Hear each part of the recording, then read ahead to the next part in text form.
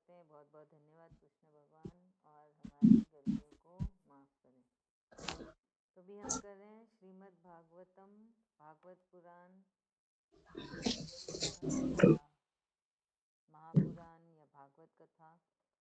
हमारा चल रहा है प्रथम स्कंद और 17 चैप्टर, सप्तदशोध्याय। यहाँ पे अब राजा परीक्षित की कहानी है कि कैसे कलयुग आया इस धरती में, राजा परीक्षित ने कैसे उसे इजाज़त दी इस धरती पे आए। तो इसके पहले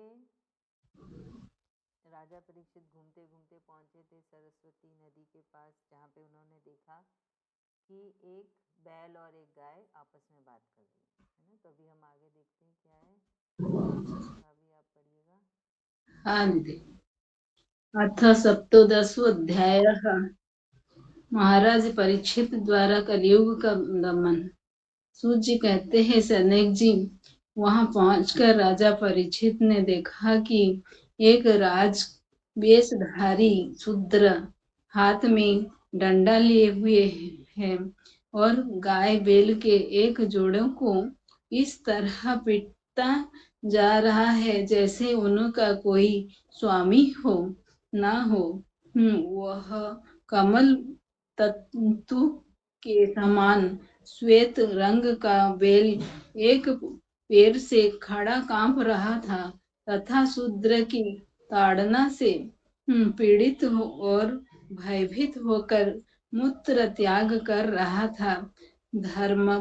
धर्मोपयोगी दूध भी आदि हविष्य पदार्थों को देने वाली वह गाय भी बार बार शूद्र के पैरों की ठोकर खाकर अत्यंत दीन हो रही थी। एक तो वह स्वयं ही दुबली पतली थी, दूसरे उसे का बछड़ा भी उसे के पास नहीं था। उसे भूख लगी हुई थी और उसी के आंखों से आंसू बहते जा रहे थे। स्वर्ग जनित रथ पर चढ़े हुए राजा परीक्षित ने अपना धनुष चढ़ाकर मेघ के समान गंभीर वाणी से उसको ललकारा। अरे तू कौन है जो बलवान होकर भी मेरे राज्य के इन दुर्बल प्राणियों को बलपूर्वक मार रहा है। तूने नट की भांति बेस तो राजा का सा बना रखा है, परंतु कर्म से तू शूद्र जान पड़ता है।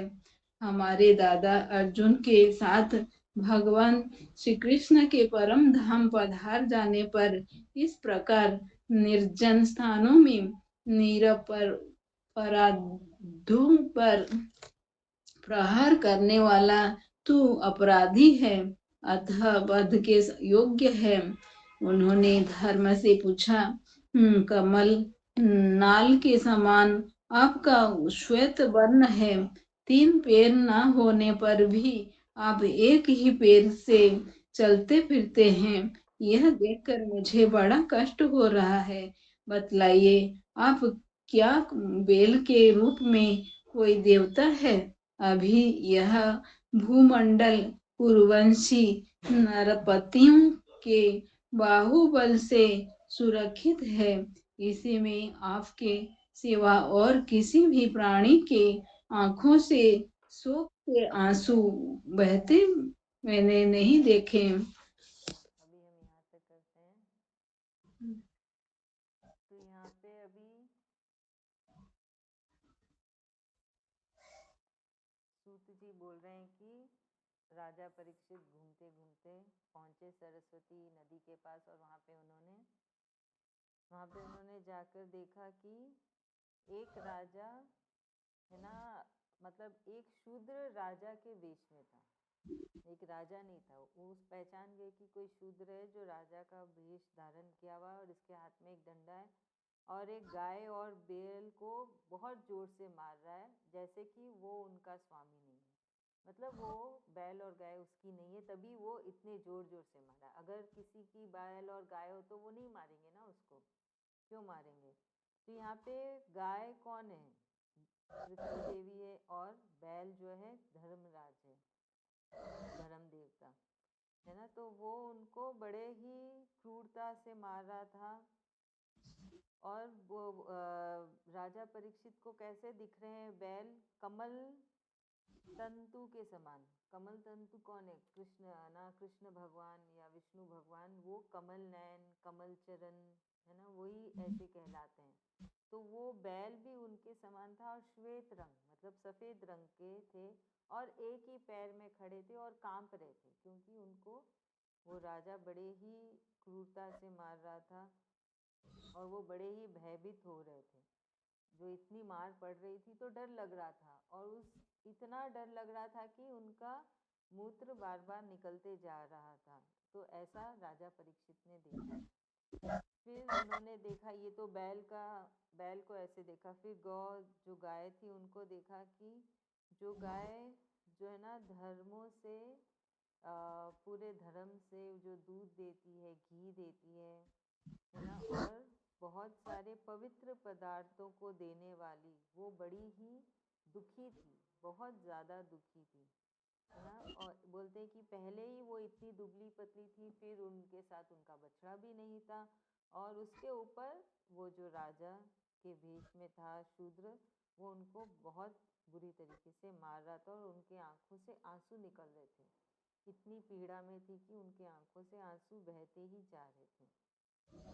तो राजा परीक्षित यहाँ पे जो रथ में थे वो पूरे स्वर्ण से जो है ना जटित था, मतलब उनके रथ में सारे स्वर्ण थे, इतना सुंदर सा रथ था। उसमें राजा परीक्षित आए थे। तो ये सब देख के राजा परीक्षित एकदम से अपना है ना धनुष उठा के एकदम जोर से गंभीर तरीके से है ना उन्होंने वाणी से ललकारा और कहा कि तू कौन है ना। बोल रहे हैं कि इतना बलवान होकर तू ये दुर्लभ, वो दोनों बैल तो वैसे भी एक पाँव में खड़ा है, गाय तो ऐसी दुबली पतली सी है, बोले कि इन दुर्बल प्राणियों पे अपना क्या बल दिखा रहा है, बराबर के लोगों पे बल दिखाना चाहिए ना, ये तो वैसे ही एकदम से कमज़ोर और दुर्बल है, तो उन पे तू अपना बल दिखा रहा है। तो बोलते हैं कि तूने नटकी, नटकी एक बहुत ही लोकप्रिय नाटक है नॉर्थ में। बोलते तू एक नटकी की तरह राजा का रूप धारण किया हुआ है, पर तेरे लक्षण तो सारे शूद्र के ही हैं। तेरे कर्म, जो तू कर्म कर रहा है, जो मार रहा है, वो राजा का भेष धारण किया है और मार रहा है, तो बोलते हैं राजा का तो तूने रूप धारण किया और कर्म तो ऐसे कर रहा है कि शूद्र के हैं, है ना।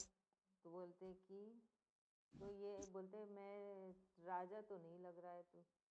फिर राजा परीक्षित बोलते हैं कि मेरे दादा अर्जुन के साथ भगवान श्री कृष्ण के परम धाम, दोनों धरती छोड़ के जा चुके हैं, उनके जाने के बाद तू इस निर्जन, निर्जन मतलब जहाँ कोई नहीं रहता है, कोई मनुष्य नहीं दिखते, निर्जन स्थान, है ना। तो बोलते कि तो निर्जन स्थान है, यहाँ पे कोई मनुष्य ही नहीं है, इस स्थान पे तू इन दो निर्बल जीव पे क्यों अत्याचार कर रहा है ना, इन दो निर्दोषों पे तू प्रहार कर रहा है, तू अपराधी है। और बोल रहे हैं कि तू वध के योग्य है। इतना गुस्सा आ रहा है राजा परीक्षित को, बोल रहे हैं कि तुझे तो मार ही डालना चाहिए, क्योंकि जैसे तू कर्म कर रहा है, मतलब जैसे वो काम कर रहा है। फिर उन्होंने धर्म से पूछा कि आपके नयन तो कमल के समान हैं, है ना, और आपका रंग श्वेत वर्ण है, मतलब आपका रंग सफ़ेद है, और आपके 3 पैर भी नहीं हैं, और बोल रहे हैं कि आप मुझे बड़े कष्ट में दिख रहे हैं, क्योंकि बैल के 4 पैर होते हैं और अगर एक पाँव में ही चल रहा है तो सोचिए कितने कष्ट में होगा। तो वही राजा परीक्षित भी बोल रहे हैं, और बोल रहे हैं कि आप ऐसे जान पड़ रहे हैं कि आप बैल के रूप में कोई देवता है। राजा परीक्षित को देखने से ही समझ में आ जाता है कि क्या सच है। तो वही राजा परीक्षित बोल रहे हैं कि बैल के रूप में तो आप हो, पर मुझे तो कोई देवता ही समझ में आ रहे हो। फिर राजा परीक्षित बोल रहे हैं कि इस भूमंडल में जो वो धरती है उसमें कुरुवंशी का सम्राट बहुबल से सुरक्षित है। बोल रहे हैं कि ये जो धरती है ये कुरुवंशियों के सम्राट से सुरक्षित है। मतलब अभी राजा परीक्षित है जो इस भूमंडल का रक्षा करते हैं, है ना। इसमें बोल रहे हैं कि इसमें आपके सिवा और किसी प्राणी के, तो राजा परीक्षित बोल रहे हैं कि उनके हिसाब से इस समय सिर्फ उस प्राणी बैल के आंखों में ही आंसू है, उसके सिवा और किसी भी जीव के आंखों में आंसू नहीं दिखता है। ऐसा राजा परीक्षित बोल रहे हैं कि वो ऐसे राज्य कर रहे हैं कि किसी को भी कष्ट नहीं है और सब अपने अपने जीवन में मस्त है, सुखी है, सिवा इस बैल और गाय के। तो अभी तक यहाँ पे यही है कि राजा परीक्षित एक राउंड में निकले। वो राजा है तो ऐसा नहीं कि अपने सिंहासन में बैठे, अपने राजमहल में बैठे हैं, वो एक राउंड पे निकले हैं, पूरी अपनी प्रजा का देख रहे हैं, सबका देखभाल कर रहे हैं कि सब ठीक है ना। तो वही वो बोल रहे हैं कि जब इस मैं एक ये ना सबको देखने निकला हूँ तो सबको ही मस्त है, बस एक आप दो ही है जिनके आंखों में आंसू है, जो कष्ट में। तो ऐसे होते थे पहले के राजा, है ना, कि सबकी रक्षा करते थे, सबका ध्यान रखते थे। और अभी के राजा देख लीजिए, परेशान कर रखे हैं, दिमाग खराब हो गया अभी है। कोई राजा नहीं, अभी के राजा तो अपने यही हो गए ना, प्राइम मिनिस्टर और सब, प्राइम मिनिस्टर नरेंद्र मोदी जी। और वो यूएस के राजा डोनाल्ड ट्रंप ने तो सबको ही हिला रखा है। वो क्या सबका ध्यान रखेंगे, सबको परेशान कर रखे हैं। तो ये है कलयुग का प्रभाव, है ना, ये कलयुग का ही प्रभाव है, जहाँ राजा ही इतना परेशान करते हैं। और ये पहले के राजा जो अपनी प्रजा का ध्यान रखते हैं, मतलब एक मामूली सा बैल और गाय, उसके लिए भी उनको इतना गुस्सा आ गया कि वो उनकी रक्षा कर रहे हैं। और अभी देखिए बॉम्ब पे बॉम्ब गिरे जा रहा है, बहुत खराब हालत है जालियांवाला में। तो ये है कली का प्रभाव, कलयुग का प्रभाव, जो आज के राजा ऐसे हो गए। चलिए हम आगे का पढ़ते हैं। सरोज भाभी आप पढ़िएगा। हाँ। धेनुपुत्र, अब आप शोक न करें, इस शूद्र से निर्भय हो जाए। गोमाता में दुष्टों को दंड देने वाला हूँ। अब आप रोए नहीं, आपका कल्याण हो। देवी, जिस राजा के राज्य में दुष्टों के उपद्रव से सारी प्रजा त्रस्त रहती है, उस मतवाली राजा की कीर्ति, आयु, ऐश्वर्य और परलोक नष्ट हो जाते हैं। राजाओं का परम धर्म यही है कि वो दुखियों का दुख दूर करें। यह महादुष्ट और प्राणियों को पीड़ित करने वाला है, अतः मैं अभी इसे मार डालूंगा। सूरभि नंदन, आप तो 4 पैर वाले जीव है, आपके 3 पैर किसने काट डाले। श्री कृष्ण के अनुयायी राजाओं के राज्य में कभी कोई भी आपकी तरह दुखी न हो। वृषभ, आपका कल्याण हो। बताइए, आप जैसे निरपराध साधुओं का अंग भंग करके किस दुष्ट ने पांडवों की कीर्ति में कलंक लगाया है। जो किसी निरपराध प्राणी को सताता है, उसे चाहे वह कहीं भी रहे, मेरा भय अवश्य होगा। दुष्टों का दमन करने से साधुओं का कल्याण ही होता है। जो उदंड व्यक्ति निरपराध प्राणियों को दुख देता है, वह चाहे साक्षात देवता ही क्यों न हो, मैं उसे के बाजू बंद से विभूषित भुजा को काट डालूंगा। बिना आपत्ति काल के मर्यादा का उल्लंघन करने वाले को शास्त्र अनुसार दंड देते हुए अपने धर्म में स्थित लोगों का पालन करना राजाओं का परम धर्म है। धर्म ने कहा, राजन, आप महाराज पांडु के वंशज है, आपका इस प्रकार दुखियों को आश्वासन देना आपके योग्य ही है, क्योंकि आपके पूर्वजों के श्रेष्ठ गुणों ने भगवान श्री कृष्ण को उनका सारथी और दूत आदि बना दिया था। नरेंद्र, शास्त्रों के विभिन्न वचनों से मोहित होने के कारण हम उस पुरुषों को नहीं जानते जिसी से क्लेशों के कारण अत्यंत उत्पन्न होते हैं। हाँ, अभी यहाँ तक करते हैं, फिर आगे करेंगे।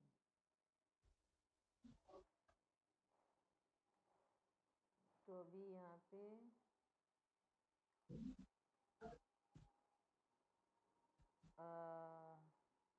राजा परीक्षित पूछ रहे हैं, धेनु पुत्र मतलब गाय का पुत्र, है ना, बैल से पूछ रहे हैं कि आप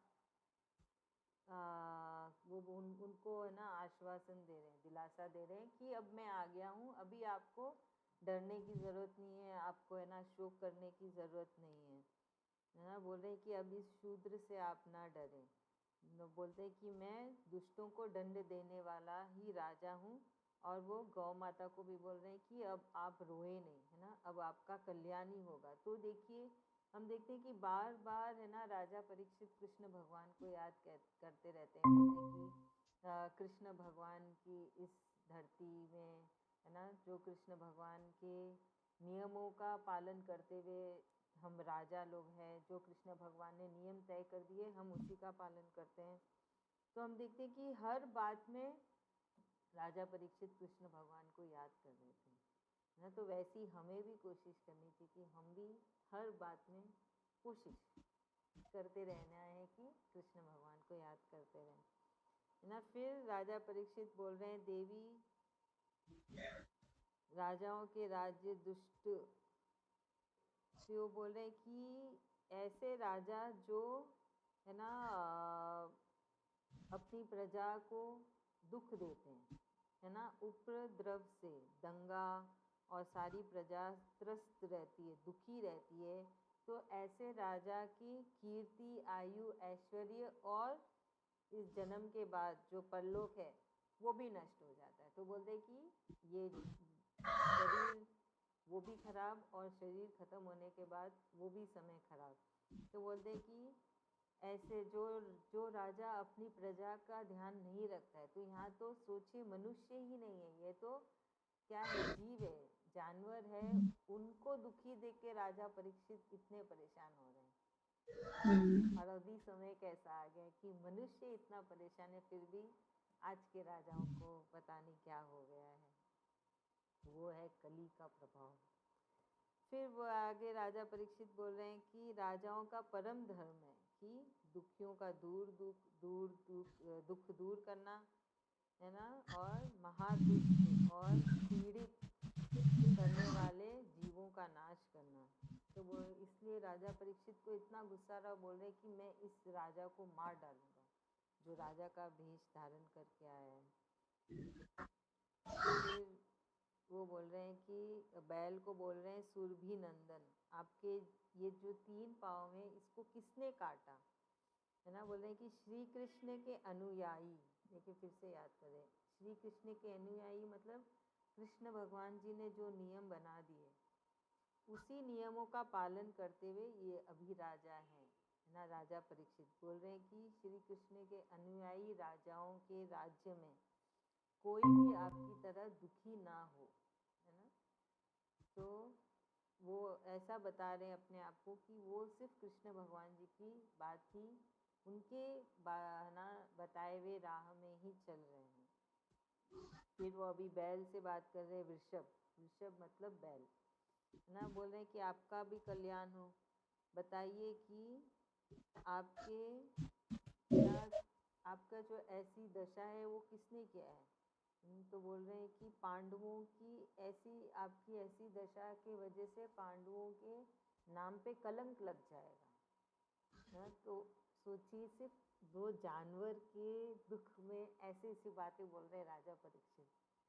आजकल ऐसा कुछ हम देखने को मिलता ही नहीं है।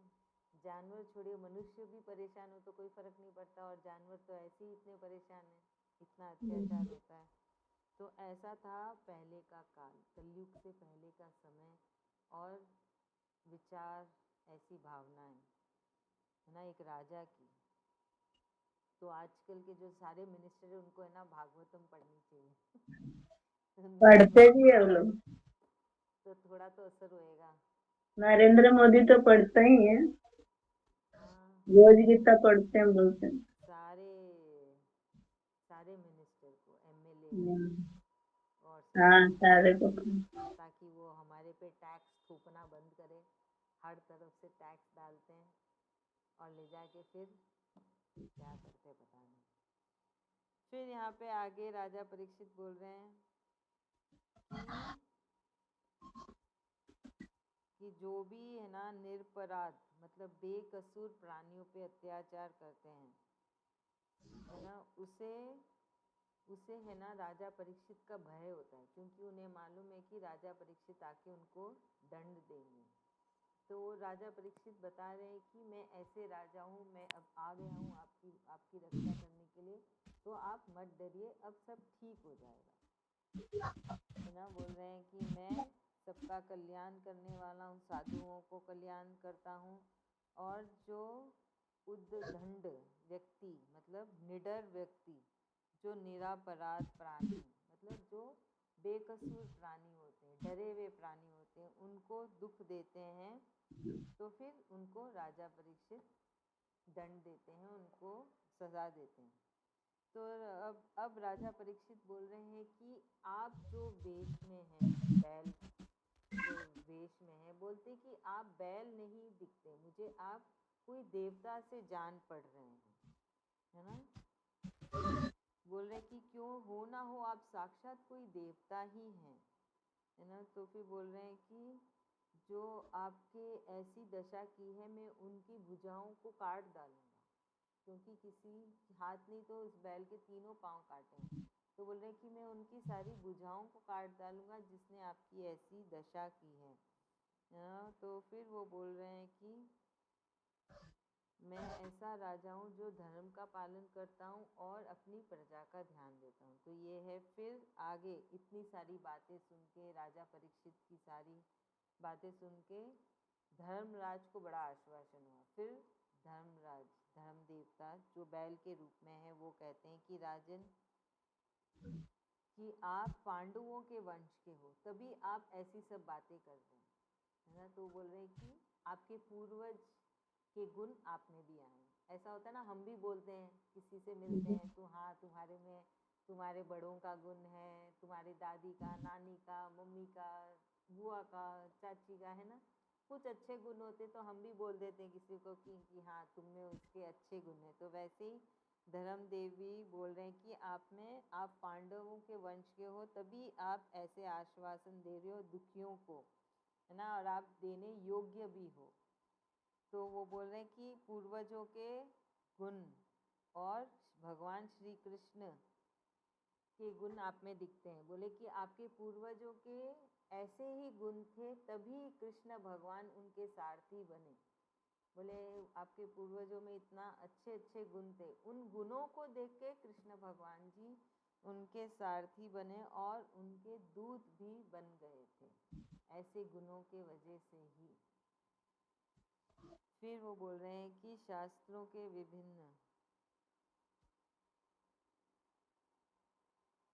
तो ऐसा बोल रहे हैं कि धर्मदेव, कि ये सारे जो गुण आपके अंदर है, जो आपके अंदर ऐसे आ रहे हैं कि दो जानवर को देख के आप इतने दुखी हो गए, उनके पीड़ा को देख के, तो बोले ये सारे गुण पांडवों में थे, तो इन गुणों से ही कृष्ण भगवान मोहित होके उनके सारथी और उनके दूत बने। तो वही है कि हमें ऐसा, तो ये गुण क्या हुआ कि ये हम में भी होना चाहिए कि सिर्फ अपना दुख नहीं, अपना परिवार का दुख नहीं, कि सिर्फ मनुष्य नहीं, सारे जीव के प्रति हमें है ना प्रेम होना चाहिए, उनका दुख भी हमें महसूस होना चाहिए, तो कृष्ण भगवान के हम भी प्यारे बनेंगे। तो एक पॉइंट यहाँ पे भी आता है कि कैसा गुण होना चाहिए ना, निस्वार्थ, बेसिकली निस्वार्थ होना चाहिए, और सबके प्रति प्रेम होना चाहिए, सबकी पीड़ा भी हमको समझ में आनी चाहिए, मतलब हम किसी को पीड़ा ना दें। हम क्या कर सकते हैं किसी का, हम किसी किसी को तकलीफ ना दे। कोई मनुष्य क्या, हर एक जीव, कोई भी जीव हो, उसके प्रति हम पीड़ा ना दे, वही बहुत बड़ी बात होगी। नहीं तो होता है ना, चलते फिरते कोई कुत्ता जा रहा है तो कोई पत्थर डाल देता है कि नहीं? कोई पेड़ पौधे भी तो जीव होते, चलते चलते कोई ऐसे ही हाथ मार दिया, कोई डंडी तोड़ दिया, कोई बहुत स्वाभाविक है, आम मनुष्य ऐसे ही करते हैं। कोई गाय वाय हुई तो ऐसे धक्का दे दिया, उनको मार दिया, ऐसे कुछ। तो वैसे सब नहीं करना और सबका सम्मान करना चाहिए। तो कृष्ण भगवान जी को वो गुण अच्छे लगेंगे, है कि नहीं? तो यहाँ पे यही धर्म देवता बता रहे हैं राजा परीक्षित को और हमको भी। चलिए अब आगे का पढ़ते हैं। जो लोग किसी भी प्रकार के दैत्यों को स्वीकार नहीं करते, वो अपने आप को ही अपने दुखों का कारण बतलाते हैं। कोई प्रारब्ध को कारण बतलाते हैं, तो कोई कर्म को, कुछ लोग स्वभाव को, तो कुछ लोग ईश्वर को दुख का कारण मानते हैं।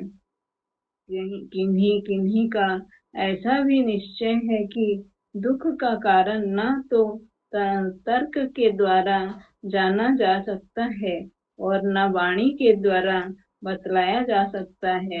राजर्ष, अब इनमें कौन सा मत ठीक है, ये आप अपनी बुद्धि से ही विचार लीजिए। सूत जी कहते हैं, ऋषि श्रेष्ठ सैनिक जी, धर्म का यह प्रवचन सुनकर सम्राट परीक्षित बहुत प्रसन्न हुए। उनका खेद मिट गया। उन्होंने शांत चित्त होकर उनसे कहा, परीक्षित ने कहा, धर्म का तत्व जानने वाले वृषभदेव, आप धर्म का उपदेश कर रहे हो। अवश्य ही आप वृषभ के रूप में स्वयं धर्म है।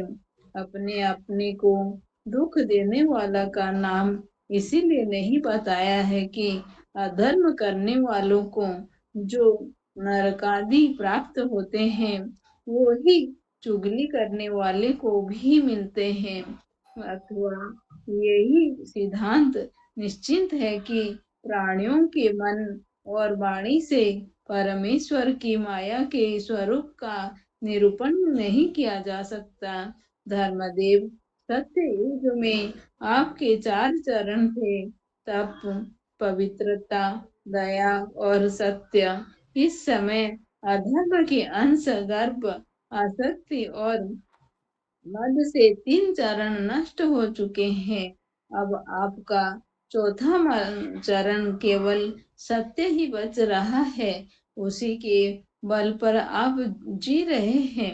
असत्य से पुष्ट हुआ यह अधर्म रूप कलयुग उसे भी ग्रास कर लेना चाहता है।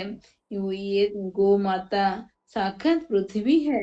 भगवान ने इनका भारी बोझ उतार दिया था और ये उन्हीं की राशि राशि सौंदर्य बिखरने वाले चरण चिन्ह से सर्वत्र उत्सवमयी हो गई थी। अब ये उनसे बिछुड़ गई है। वो साध्वी अभी अभी अभागिनी के समान नेत्रों में जल भर कर यह चिंता कर रही है कि अब राजा का स्वांग बनाकर ब्राह्मण ब्राह्मण द्रोही पुत्र मुझे भोगेंगे। हाँ, अभी यहाँ तक करते हैं 1 मिनट। तो अभी आगे धर्मराज, धर्म देवता बात कर रहे हैं ना, वो राजा परीक्षित की बात सुन के। तो अब क्योंकि राजा परीक्षित ने पूछा कि आपके इस दुख का कारण क्या है ना? आपके कहाँ गए 3 पैर, किसने काटे? आप इतने दुखी हैं, आप ऐसे डर से कांप रहे हैं। तो उसके लिए आगे ना धर्मराज, धर्म देवता बोल रहे हैं कि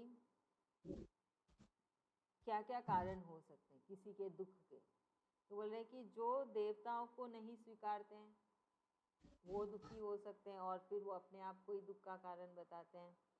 फिर वो बोल रहे हैं कि प्रारब्ध को कारण बताते हैं। प्रारब्ध मतलब हमारे पिछले जन्म के कर्म, इस शरीर से जो कर्म बंधे हैं उससे कोई दुख आ सकता है ना। फिर आगे बताते हैं कुछ लोग स्वभाव को अपना दुख का कारण बताते हैं, कुछ लोग ईश्वर को, भगवान को ही अपना दुख का कारण बताते हैं। फिर बोल रहे हैं कि कोई कोई तो ऐसा भी निश्चय है कि दुख का कारण ना तो हम बोल के बोल सकते हैं, मतलब एक बहस होती है ना कि इस वजह से ये दुख आया होगा, उस वजह से दुख आया होगा। आपस में बहस करते ना हम कि वो अपने विचार रखता है, सामने वाला अपना विचार रखता है, तो बोलते हैं कि तर्क से भी आप अपना दुख का कारण बता सकते हो और वाणी से भी। तो अब वो राजा परीक्षित को बोल रहे कि आप अब अपनी बुद्धि से समझिए कि मेरा दुख का कारण क्या है। बोलते मैं नहीं बताऊंगा कि है ना क्या है मेरे दुख का कारण, मुझे नहीं पता। आप ही अपनी बुद्धि लगाइए और समझिए कि क्या हो सकता है मेरे दुख का कारण। तो अब सूत जी बोल रहे हैं कि वो अभी शौनक जी को बोलते हैं ऋषि श्रेष्ठ शौनक जी। तो धर्म का ये प्रवचन सुनकर राजा परीक्षित बहुत प्रसन्न हुए, उनको बहुत अच्छा लगा और उनके सारे खेद मिट गए। फिर उन्होंने अपने चित्त को शांत किया और फिर कहा, राजा परीक्षित अब बोल रहे हैं धर्म को कि आपने जो ये अभी है ना तत्व, आपने जो अभी ये तत्व बताया, अभी जो ये ज्ञान दिया, तो उनको बोल रहे हैं वृषभ देव मतलब बैल देव, है ना। तो बोल रहे हैं कि आपने जो अभी उपदेश दिया, अवश्य ही आप बैल के रूप में धर्म है, तभी आपने इतना अच्छा बोला। नहीं तो एक बैल को इतना ज्ञान कहाँ से होगा, मनुष्य को ही नहीं होता। बैल को इतना ज्ञान कैसे हो गया कि जब दुख का कारण पूछा तो बताया ही नहीं, सारे कारण बता दिए और बोल दिए कि अब आप निश्चय करो, है ना। तो आपने अपने दुख का कारण इसलिए नहीं बताया, तो ये भी बहुत इम्पोर्टेंट देखिए कि अधर्म करने वाले, यहाँ पे बोल रहे हैं कि अधर्म करने वाले जो ऐसे दुख का कारण बताते तो उनको भी चुगली करने वाला बताते। मतलब जो हम बोलते रहते ना ऐसा हुआ वैसा हुआ, ये दुख हुआ वो दुख हुआ, तो वो हो गया अधर्मी। और वो जो ऐसे बोलता है तो वो चुगली करने वाला हो गया, है ना। वे ही चुगली करने वालों को भी मिलते हैं, अधर्म करने वालों को जो नरकादि प्राप्त होते हैं। तो मतलब जो भी दुख हो रहा है उसको बस चुपचाप सहते चले जाओ, इसकी शिकायत भी मत करो कि है ना क्यों हुआ ये दुख, कैसे हुआ ये दुख, किस वजह से हुआ दुख। तो वो बोलने वाला भी चुगली करने वाला हो गया, ऐसा बता रहे हैं धर्म देव और राजा परीक्षित। बड़ी अनोखी चीज है नहीं कि चुपचाप बोलते कि बोलने से हल्का हो जाता है, इसीलिए लोग बोल देते हैं। हाँ, पर यहाँ पे क्या बोल रहे हैं राजा परीक्षित और धर्म देव की, ऐसा बोलने से चुगली करना हो गया और ये काम करते अधर्मी। बड़े आश्चर्य की बात है। तो अभी बोल रहे हैं कि यही सिद्धांत निश्चित है कि प्राणियों के मन और वाणी से निर्णय नहीं किया जा सकता कि कष्ट क्यों आया, क्यों दुखी हुआ एक जीव, है ना। तो बोल रहे कि तो हमको क्या समझ में आया, अब हमने क्या सीखा कि जो भी कष्ट हो रहा है, दुख हो रहा है, उसको बस सहते चले जाओ, उसके लिए कुछ भी मत बोलो, नहीं तो वो चुगली हो जाएगी भगवान जी के हिसाब से, कृष्ण भगवान के हिसाब से, और वो अधर्मी कहलाएगी। ठीक है, चलिए ये तो सब है ना कलयुग के पहले की बात है, हम तो कलयुग में है, तो कलयुग में सब चलता है। कलयुग में सब चलता है, कृष्ण कृष्ण करना है बस। अच्छा, मैं तो भूल गई थी कि ये तो कलयुग के पहले की बातें हैं, तब ऐसा नियम था, अब ऐसा नियम नहीं है। चलिए परवाह नहीं। फिर आगे है ना राजा परीक्षित कह रहे धर्मदेव, सतयुग में आपके 4 पैर थे। तो अभी राजा परीक्षित को एकदम क्लियर हो गया है कि ये धर्म देवी है, ये बैल के रूप में आए। तो बोल रहे हैं कि सतयुग में आपके 4 पैर थे। तो उसमें क्या था, एक था तप, एक था पवित्रता, एक था दया और एक सत्य, है ना।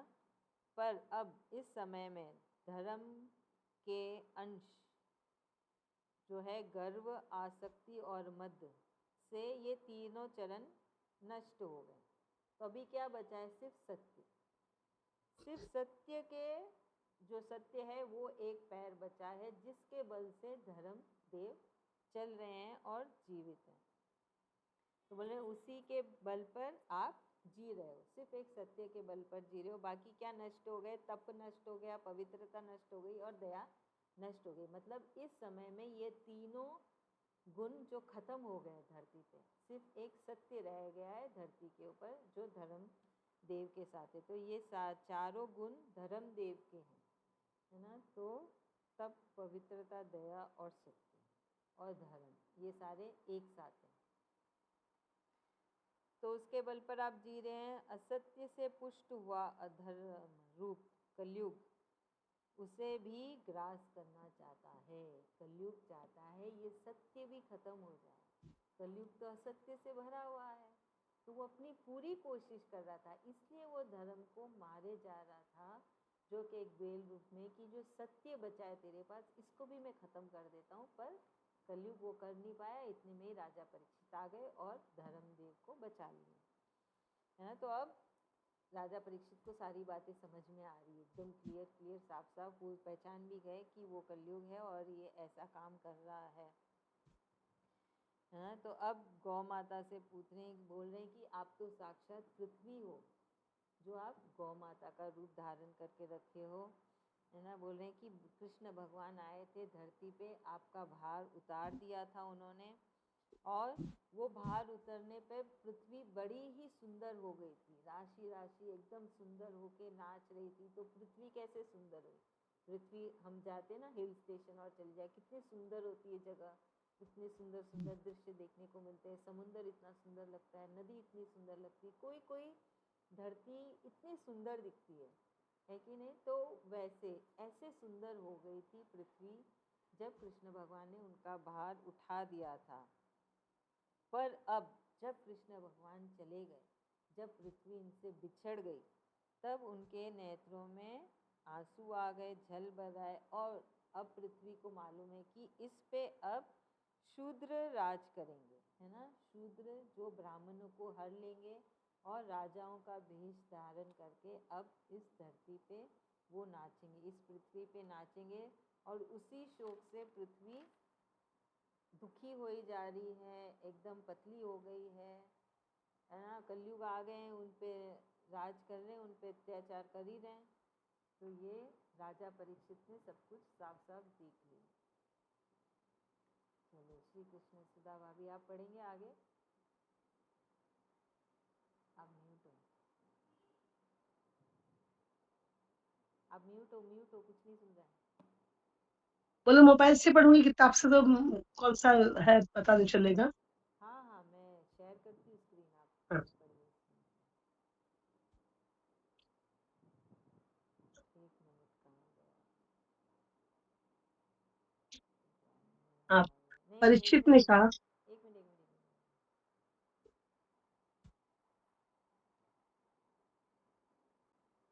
हाँ, यहाँ से पढ़ना है आपको। हाँ, महारथी परीक्षित ने इस प्रकार धर्म और पृथ्वी को सांत्वना दी। फिर उन्होंने अधर्म के कारण रूप कलयुग को मारने के लिए तीक्ष्ण तलवार उठाई। कलयुग डार गया कि ये तो अब मुझे मार ही डालना चाहते हैं। झटपट उसने अपने राज चिन्ह उतार डाले और भय विह्वल होकर उनके चरणों में अपना सर रख दिया।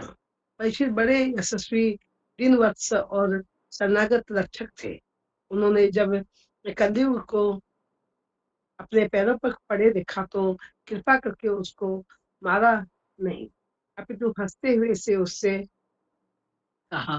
परीक्षित बोले, जब तू हाथ जोड़कर शरण आ गया, तब अर्जुन यशस्वी वंश में उत्पन्न हुए किसी भी वीर से तुझे कोई भय नहीं है, परंतु तू अधर्म का सहायक है, इसलिए तुझे मेरे राज्य में बिल्कुल नहीं रहना चाहिए। तेरे राजाओं के शरीर में रहने से यही लोभ, झूठ, चोरी, दुष्टता, स्वधर्म त्याग, दरिद्रता, कपट, कलह, दंभ और पापों की भट्टी हो रही है। अतः अधम के साथी इस ब्रह्मवार्त में तू एक क्षण के लिए भी न ठहरना, क्योंकि यह धर्म और सत्य का निवास स्थान है। इस क्षेत्र में एक विधि के जानने वाले महात्मा यज्ञों के द्वारा एक पुरुष भगवान की आराधना करते रहते हैं। इस देश में भगवान श्री हरि योगों के रूप में निवास करते हैं। योगी के द्वारा उनकी पूजा होती है और वे यज्ञ करने वालों का कल्याण करते हैं। वे सर्वात्मा भगवान आयु की भांति समस्त चराचर जीवों के भीतर और बाहर एक रस स्थित रहते हुए उनकी कामना को पूर्ण करते रहते हैं। सूर्य कहते हैं, परीक्षित की आज्ञा सुनकर कलयुग सिहर उठा। यमराज के समान मानने के लिए उद्धत हाथ में तलवार लिए वे परीक्षित से वह बोला। हाँ ठीक है, अभी हम यहाँ तक करते हैं। तो अभी वहाँ पे कौन कौन है? राजा परीक्षित है ना, राजा के रूप में कलयुग है, और बैल के रूप में धर्म है, और गौ माता के रूप में पृथ्वी है ना। तो अब राजा परीक्षित ने बैल और गाय, जो कि धर्म और पृथ्वी, उनको सांत्वना दी, बहुत धीरज दिलाया। जो इतने डरे हुए थे, पीड़ित थे, होता है ना कोई आके हमको भी ऐसे समझाए, हमारे को बोले हम हैं तुम्हारे साथ। जब अपन किसी कष्ट में हो, पीड़ा में हो, तो एक बार के लिए मन शांत हो जाता है, संभल जाते हैं, थोड़े नॉर्मल हो जाते हैं। तो वैसे ही अभी उनका भी हुआ है ना।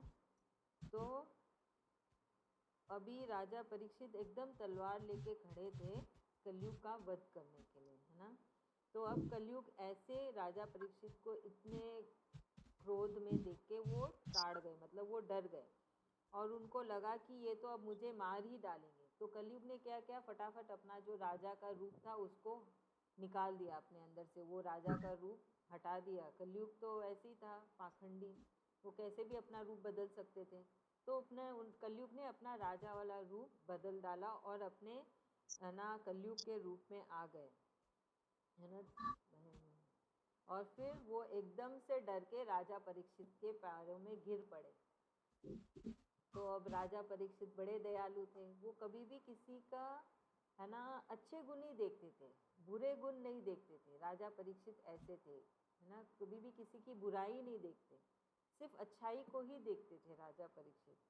तो जब कलयुग उनके पाँव में गिर पड़ा तो राजा परीक्षित पिघल गए, उनका वो क्रोध खत्म हो गया कि इसको मारना है ना। तो ये हम देखते हैं कि अच्छे राजाओं में ऐसे ही गुण होते हैं कि कोई आके उनसे माफ़ी मांगे और स्वीकार ले कि मेरे से गलती हुई है, तो वो उसको माफ़ कर देते। तो वैसे ही परीक्षित बड़े ही यशस्वी, दीन वत्सल और शरणागत रक्षक।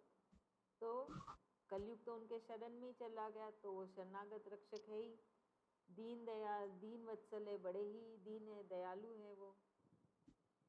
तो उन्होंने अपने पैरों पे जब कलयुग को गिरा पड़ा देखा, तो उसे मारा नहीं, और बल्कि उससे अच्छे से हंसते हुए पूछा। तब राजा परीक्षित पूछ रहे हैं, जब तू हाथ जोड़ के शरण में आया है, तब अर्जुन के यशस्वी वंश में, तो यहाँ पे ये नहीं बोल रहे कि मेरा राज्य है, वो अपने है ना पूर्वजों को याद कर रहे हैं कि ये अर्जुन का वंश है, जिसमें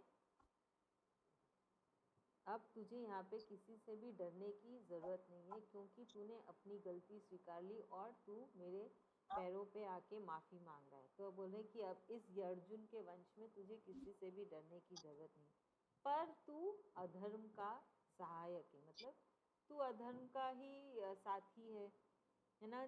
तेरे आने से यहाँ पे मतलब तू यहाँ पे नहीं रह सकता है, इस धरती पे नहीं रह सकता, जहाँ पे अर्जुन का ये वंश है वहाँ पे तू नहीं रह सकता है, क्योंकि तेरे आने से राजाओं के शरीर में क्या आएगा? लोभ, झूठ, चोरी, दुष्टता, स्वधर्म, त्याग, दरिद्रता, कपट, कलह, दंभ और भी दूसरे पाप वाले लक्षण आ जाएंगे, भाव आ जाएंगे, कर्म आ जाएंगे, विचार आ जाएंगे, है ना। तो बोल रहे हैं कि तू अधर्म का साथी है, तू यहाँ पे नहीं रह सकता, तू क्षण भर के लिए भी इस ब्रह्मवर्त में नहीं रह सकता है, तू ठहर नहीं सकता है, क्योंकि ये जो स्थान है ये धर्म और सत्य का स्थान है ना, ये धर्म और सत्य का निवास स्थान है, यहाँ पे तू नहीं रह सकता। बोलते हैं कि यहाँ पे यज्ञ से महात्मा लोग यज्ञ पुरुष भगवान की आराधना करते हैं। तो यहाँ पे कृष्ण भगवान को और एक नाम दिया, यज्ञ पुरुष भगवान। बोलते कि महात्मा लोग यज्ञ करके यज्ञ पुरुष भगवान। लास्ट लाइन में भाभी आप नीचे से तीसरा जो है ना परीक्षित बोले उस वाले पैरा में लास्ट लाइन में यज्ञ पुरुष भगवान की आराधना करते हैं। फिर बोल रहे हैं कि इस देश में श्री हरि यज्ञ से खुश होते हैं, फिर सबकी है ना मनोकामना पूरी करते हैं। यज्ञ से ही सारे लोग श्री हरि कृष्ण भगवान की पूजा करते हैं, उससे कृष्ण भगवान सबका कल्याण करते हैं। तो बोल रहे हैं कि इधर सर्वात्मा भगवान वायु की भांति, बोल रहे हैं कि यहाँ पे कृष्ण भगवान वायु की भांति अपने भक्तों के अंदर रहते। तो वायु मतलब क्या है? जो हवा चल रही वो नहीं, हम जो वायु अंदर लेते हैं और बाहर निकालते, जो सांस, ऐसे कृष्ण भगवान जी अपने भक्तों के साथ हर पल साथ में रहते हैं, निरंतर वो भीतर बाहर होते रहते हैं, स्थित रहते हैं अपने भक्तों के अंदर। तो बोल रहे ऐसी है ये, ऐसा है ये स्थान, है ना। तो ऐसे राजा परीक्षित कलयुग को बता रहे कि कैसी है ये धरती और कैसे हैं विचार अभी इस धरती पे। फिर आगे सूत जी कह रहे हैं कि परीक्षित यह आज्ञा सुनकर, परीक्षित की सारी बातें सुनकर कलयुग डर गए, है ना, निहर उठा मतलब डर गया। उनको राजा परीक्षित कैसे जान पड़ रहे जैसे कि यमराज आ गए हैं और कलयुग के प्राण ले जाएंगे, वैसे वो राजा परीक्षित को देख रहे हैं जिनके हाथ में अभी भी तलवार है और वो कलयुग से बातें कर रहे हैं। तो यहाँ तक हुआ अभी, चलिए अब आगे देखते हैं।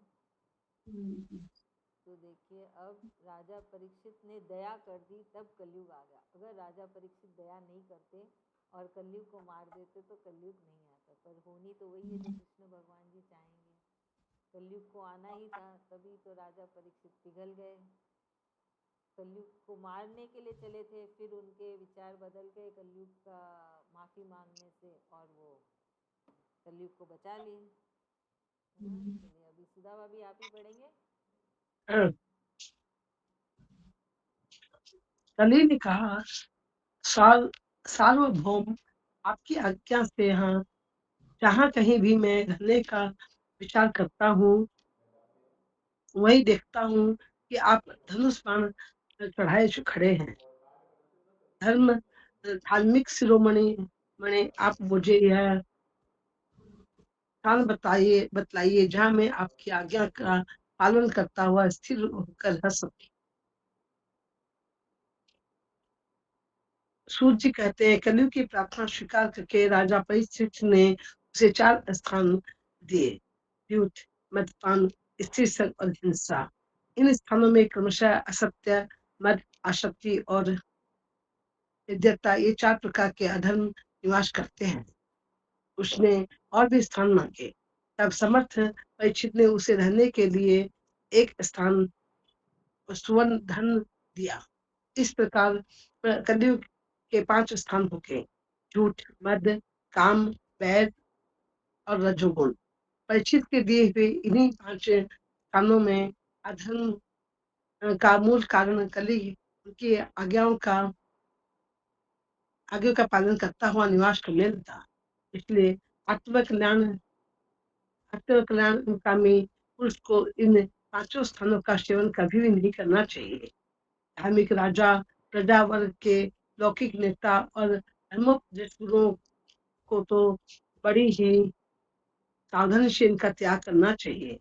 राजा परीक्षित ने इसके बाद विषम रूप धर्म के 3 चरण तपस्या, शौच, दया और दया दया जोड़ दिए और आश्वासन देकर पृथ्वी का समर्थन किया। वे ही राजा परीक्षित इस समय अपने राज सिंहासन पर जिससे अपने पितामह महाराज युधिष्ठिर ने वन में जाते समय उन्हें दिया था, विराजमान विराजमान है। वे परम यशस्वी सौभाग्य भाजन चक्रवर्ती सम्राट राजर्षि परीक्षित इस समय हस्तिनापुर में कौरव कुल की राजलक्ष्मी से शोभावान है। अभी अभी मनु नंदन राजा परीक्षित वास्तव में ऐसे ही प्रभावशाली हैं उनके शासन काल में आप लोग इस दीर्घकालीन यज्ञ के लिए निश्चित हुए हैं। इति श्रीमद् भागवते महापुराणे ब्रह्महंसा संहिताम प्रथम स्कंदे कलि निग्रहो नाम सप्तदशो अध्याय। श्री कृष्ण अर्पण। तो भी यहाँ पे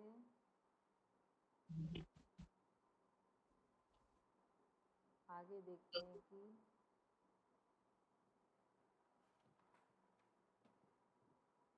कली डर गए हैं राजा परीक्षित से। फिर वो आगे राजा परीक्षित को बोल रहे हैं सर्वभौम।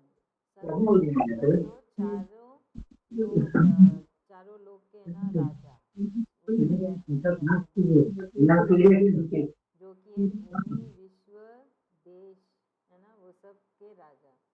फिर कलयुग बोल रहे हैं कि आपकी आज्ञा से मैं जहाँ के रहता हूँ वहाँ पे ही, मतलब मेरा जहाँ भी जाके रहने का विचार होता है, वहीं पे मैं देखता हूँ कि आप मुझे धनुष लेके खड़े हैं मुझे मारने के लिए।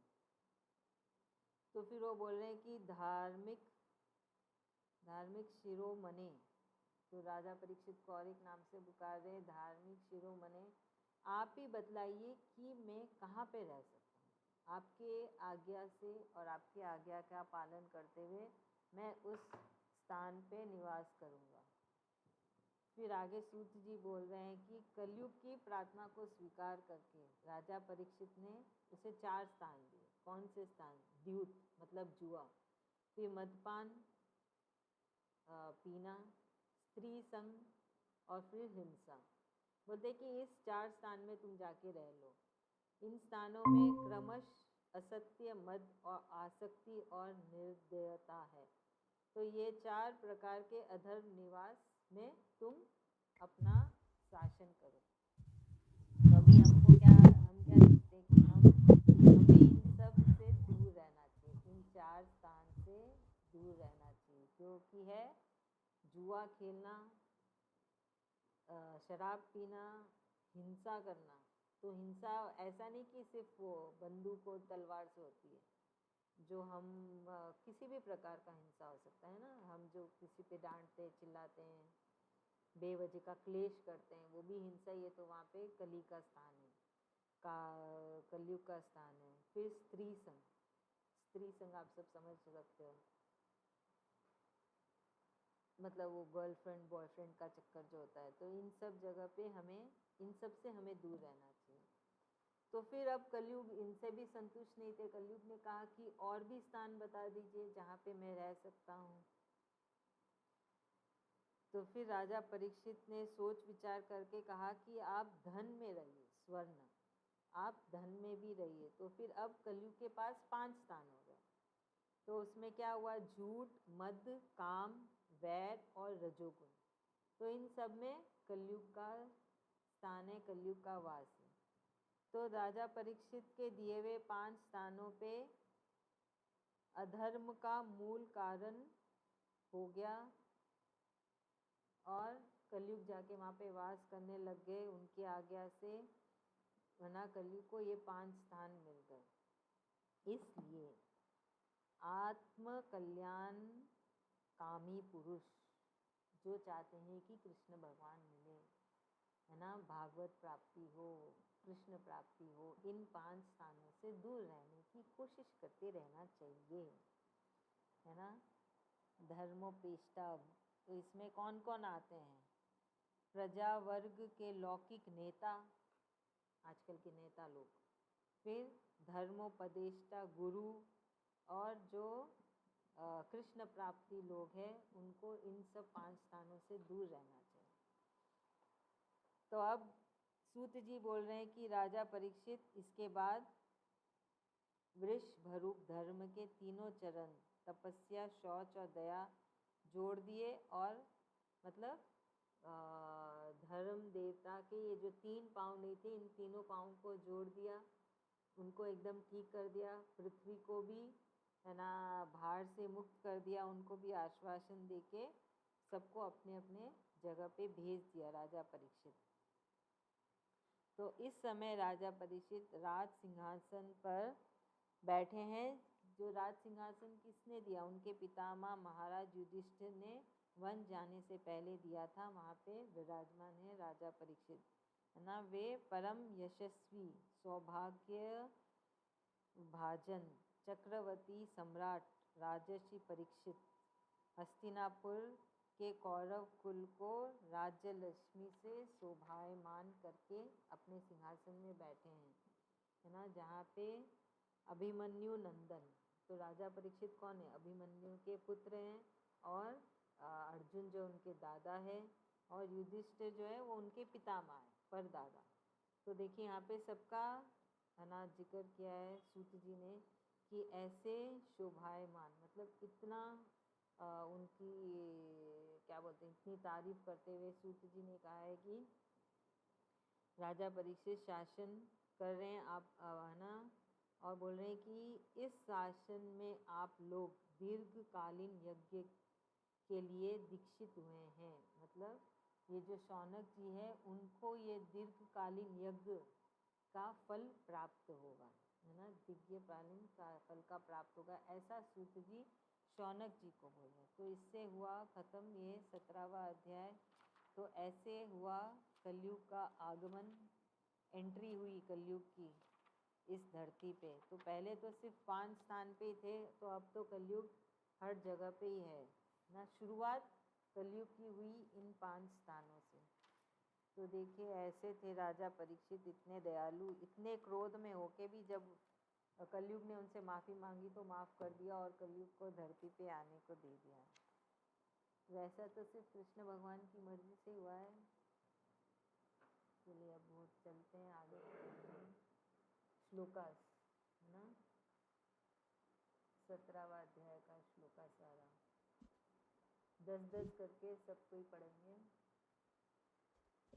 अभी चालू कर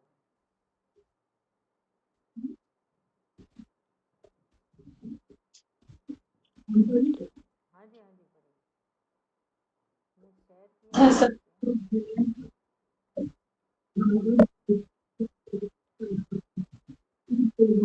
आपकी आवाज़ नहीं आ रही।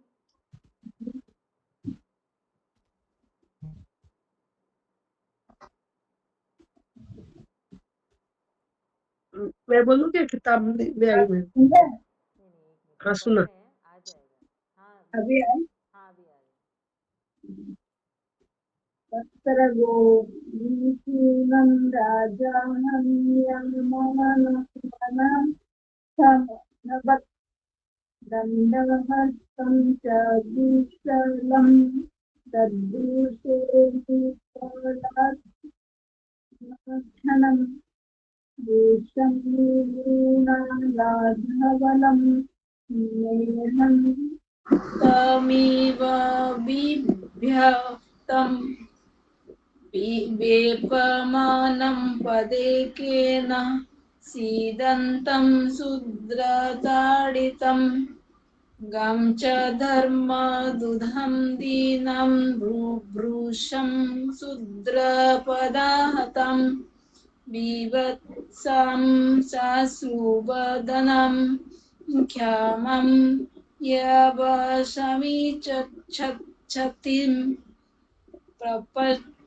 पप्रच्छरथमारूढः कार्तस्वरपरिच्छदं गंभीरया वाचा समारे रोपित कार्मुकाः कस्त्वं मच्छरणे लोके बलाद्धं स्यबलं बलिं नरदेवो शिवेशेन नटत्कर्मणा द्विजः यस्त्वं कृष्णो गते दूरं सह गाण्डीवधन् वनं शोचयन्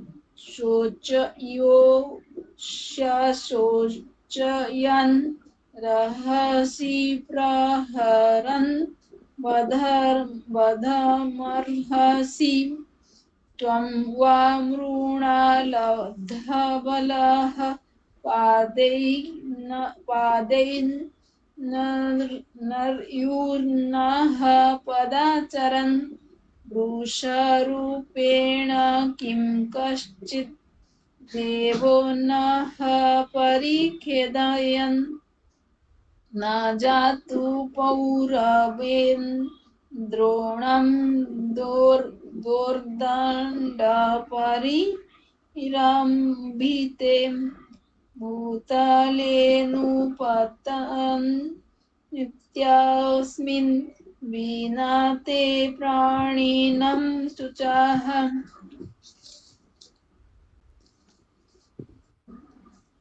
माशौरभेयानुशुचो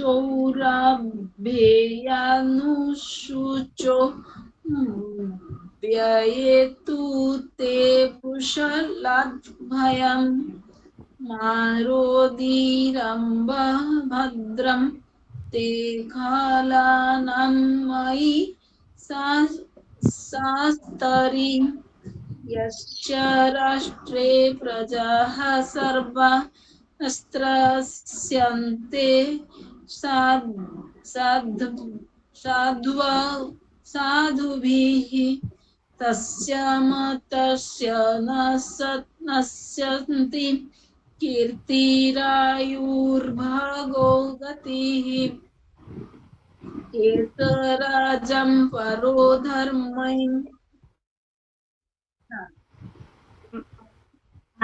मैं पढ़ लूं कि फिर जिमने आ जाएंगे? 11 से पहले मैं पढ़ लूं क्या दीदी, फिर जिमने आ जाएंगे आपके भैया? हाँ, 11 से पढ़ती हूँ। ऐसे राज्यो परो धर्मो ह्यार्ताना मार्ति निग्रह अतएनं वदिष्यामि भूतध्रुव मशत्तमम् काव्य विच्छत तव पादास्त्रीन् सौरभैव चतुष्पदम् मा भूर्व सत्त्वा दिशा राष्ट्रे राज्यं कृष्णानुवर्तिनाम् आख्यायि वृषभद्रं व साधूनां कृतादर्शम् आत्मवेरूप्यकर्तारम् आठानं कीर्तिदूषणम् धने नाग शयघ्यं युञ्जनं शरत्वश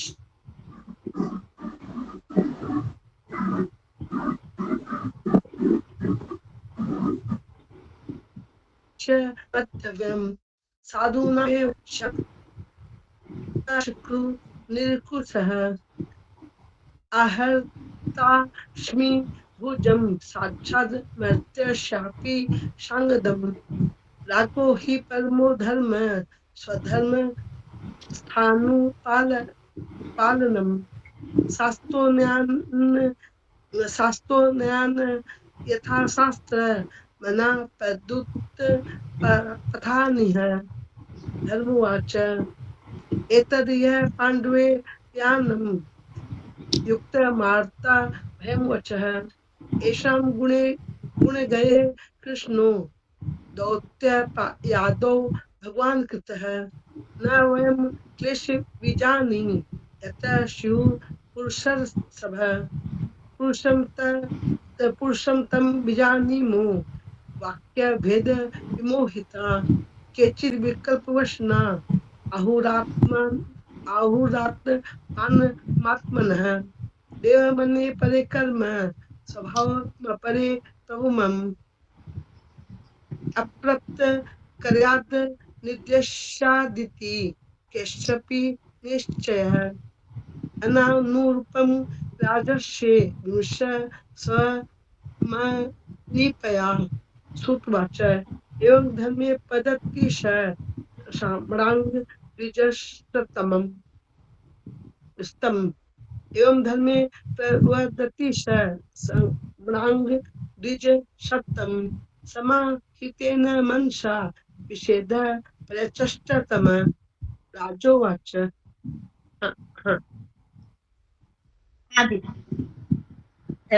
राजोवाच धर्मं ब्रवीषि धर्मज्ञ धर्मोषि वृषरूपधृक् यदधर्म कृतः स्थानं सूचकस्यापि तद्धवेत् अथवा देवमायया नूनं गतिरगोचरा चेतसो वचसश्चापि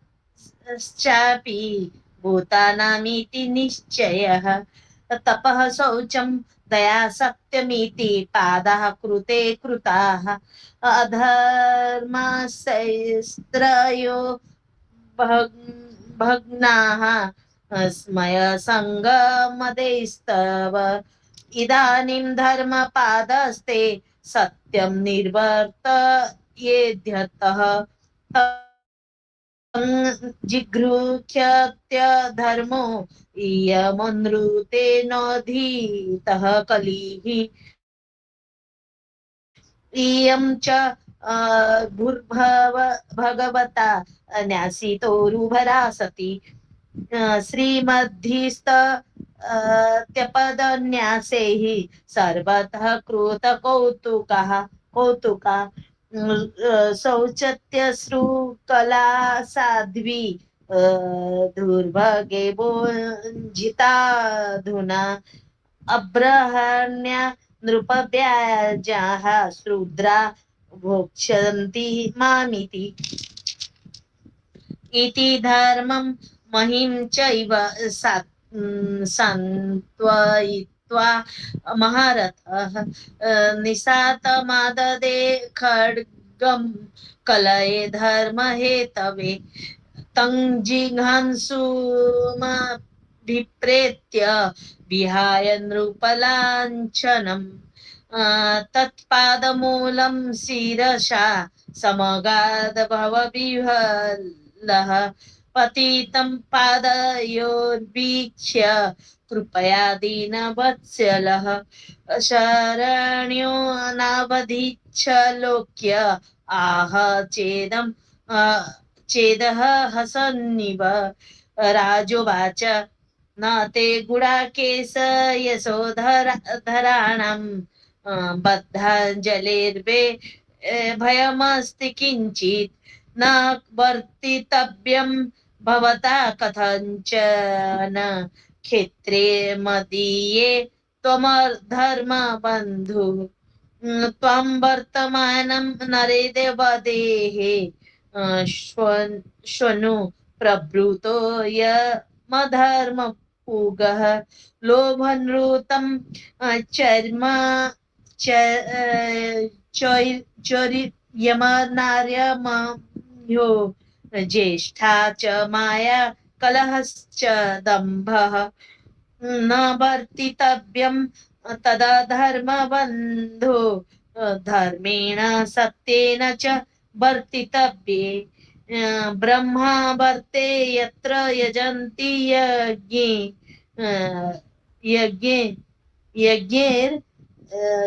यज्ञेश्वरं यज्ञवितारभिज्ञः यस्मिन् हरिर्भगवनिज्यमान इज्यामूर्तिर्जयाता संतनोति कामान मोघान स्थिरजंगमाना मन्तर्बहिर्वारुयुरिवेश आत्मा श्रुत उवाच परीक्षितैवमाद्विष्टः सकलिर्जात वेपथु तमुधता सीमाहेतं दण्डपाणिनिबोधतम् कलिरुवाच यत्र क्वचन वत्स्यामि सार्वभौम बताज्ञया लक्ष्ये तत्रापि त्वामातेषु शरणासन्नं तन्मे धर्मभृतां श्रेष्ठ स्थानं निर्देष्टुमहर्षि यत्रेव नियतो वत्स्य अतिष्ठस्तेऽनुशासनम् सुत उवाच अभ्यर्थितस्तदा तस्मिन् स्थानानि कलेय ददौ धूतं पानं स्त्रियः सूना यत्र धर्मश्च तुर्विधः पुनश्च याच्यमानाय जातरूपमदात् प्रभुः ततो नृतं मदं कामं गरजो वैरं च पञ्चमम् अमुनि पञ्च स्थानानि ह्यधर्म प्रभवः कलिः औतरेण दत्तानि न्यवसत् तन्निदेशकृत् अथैतानि न सेवेत बुभुषुः पुरुषः क्वचित् विशेषतो धर्मशीलो राजा लोकपतिर्गुरुः वृषस्य नष्टां स्त्रीन् पदान् तपः शौचं दयामीति प्रतिसंदध आश्वास्य महिं च समवर्धयत् स एष एतर्ह्याध्यास्त आसनं पार्थिवोचितं पितामहेनोपन्यस्तं राज्ञारण्यं विवीक्ष्यता अस्तेऽधुना स राजर्षिः कौरवेन्द्र श्रियोल्लसन् गजाह्ये महाभागश्चक्रवर्ती बृहच्छ्रवः इत्थं भूतानुभावो यमभिमन्युसुतो नृपः यस्य पालयतः क्षोणीं इयं सत्राय दीक्षिताः इति श्रीमद्भागवते महापुराणे परमहंस्यां संहितायां प्रथमस्कन्धे कलिनिग्रहो नाम सप्तदशोऽध्याय। हरि ओं तत्सत् हरि ओं तत्सत्।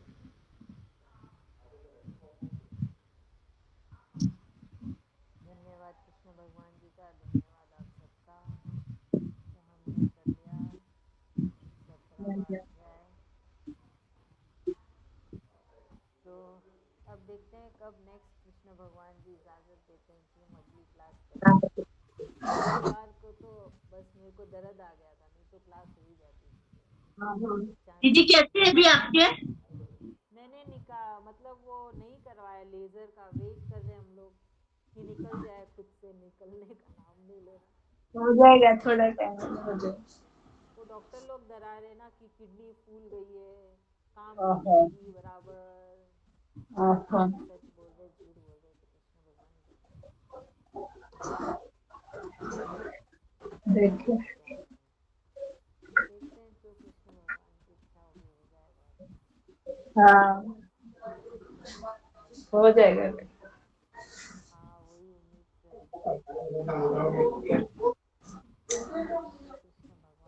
जो कृष्ण भगवान की मर्जी होगी, जैसे होगी, जितना दिन कष्ट लिखा होगा, जो होगा, जो भगवान की मर्जी होगी। सही बात है, बस दया करें हम सब।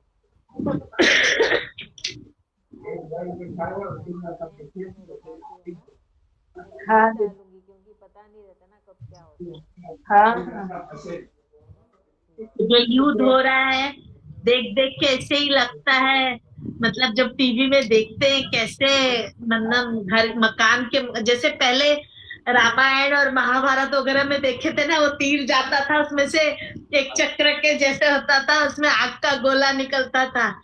वही लग रहा है जैसे कोई मतलब कलयुग में भी वैसे ही युद्ध हो रहा है, युद्ध पूरा एकदम पूरा ध्वंस हो जा रहा, आग का गोला एकदम।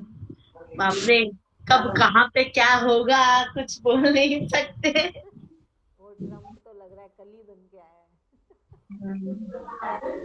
कितना अभी सिलेंडर और सब भर लिया आप लोगों ने? सिलेंडर क्यों? तो एक खाली है, उसका बुकिंग नहीं ले रहा है बस। वही, अब बुकिंग नहीं मिलेगी ना अब सिलेंडर। कुकटॉप निकाल लो, ओवन निकाल लो। कितना दिन तक? वो तो जब तक युद्ध चल रहा है, जब तक मोदी जी कोई दूसरा हाँ। निकास नहीं करते, सिलेंडर नहीं मिलेगा। ओहो। रंजीता भाभी, आप तो बायोगैस बनाना स्टार्ट कर लो। आपके पास तो जगह भी है, आराम से बेचोगे। यूट्यूब में देखिए, बहुत आसान है। मालूम ही नहीं। देख 30 लीटर में ही आपका बायोगैस बनना स्टार्ट हो जाएगा। दीदी हम लोग का केमिकल का बिजनेस है, तो हम लोग का सारा पेट्रोल प्रोडक्ट है, स्लरी और पाइन ऑयल और ग्लिसरीन और सब सारा पेट्रोल केमिकल का प्रोडक्ट है। जो है जो सब डिटर्जेंट बनाते हैं, जो सब फिनाइल में लग, सारा पेट्रोकेमिकल का ही प्रोडक्ट है। तो वही बात है ना, हम ये तो रोज न्यूज देखते रहते हैं, रोज वही टेंशन करते रहते हैं, माल नहीं मिलेगा, क्या व्यापार करेंगे, व्यापार तो सब बंद हो जाएगा, कोई माल ही नहीं दे रहा है, मैं बेचूंगा क्या, करूंगा क्या। तो हो रहा है जो हो रहा है, भगवान निकाल रहे हैं ना, जैसे निकाल रहे हैं और क्या करें। हाँ, तो फिर वही तो मैं बोल रही हूँ, आप बायोगैस बनाओ। आप ढूंढना बायोगैस कैसे बनती है आपके पास जो। अभी आया, अभी एक तो यहाँ पे श्री श्री यूनिवर्सिटी बोल के है, वो जो उनका, उसमें बायोगैस का दिया पूरा एक क्लास हो रहा है 4 दिन का। अच्छा है, जाके करिए फिर।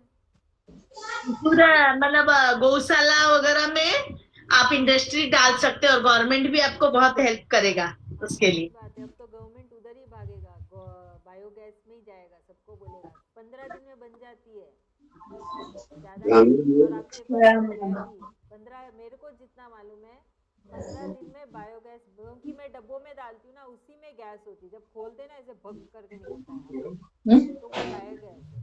तो 1 लीटर का ही डब्बा है, तो आप सोचिए 30 लीटर 50 लीटर का आप जब बनाओगे तो कितना गैस निकलेगा। 15 दिन में गैस निकलेगी आपके। बात करिए आप घर में सबसे, क्योंकि ये बहुत है ना, वही है, सिचुएशन बहुत खराब हो रही है ना। वो तो कोई भी नहीं मान रहा है, सब बोल रहे हैं हम तो एक दूसरे को उड़ाएंगे उड़ाएंगे उड़ाएंगे। रमजान के बाद तो और भी क्या होगा।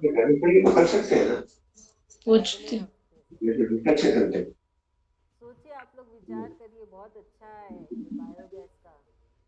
अब ऑल्टरनेट ढूंढना ही पड़ेगा सबको, क्योंकि सब तो कल मैं मार्केट गई थी, पेट्रोल पंप भी बंद था, मैं इनको बोली पेट्रोल पंप बंद है, तो बोलते हैं पेट्रोल पंप का पेट्रोल खत्म हो गया होगा, टंकी नहीं आएगा। मतलब तो गाड़ी वाड़ी कैसे चलेगा, तो बोलते हैं भगवान मर्जी, जितना दिन चलेगा जो चलेगा।